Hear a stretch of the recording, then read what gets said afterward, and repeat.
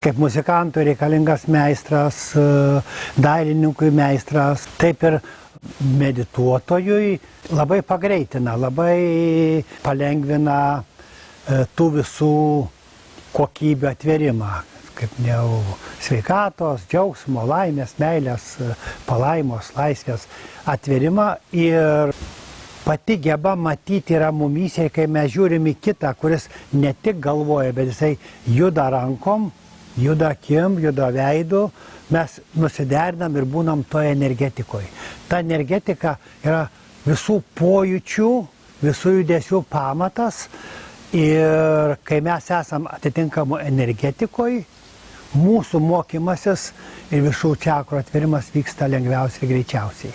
Tai vyksta ir mokymos išorėje, per mokslą, pažinimą, praktiką ir toliau per meditaciją.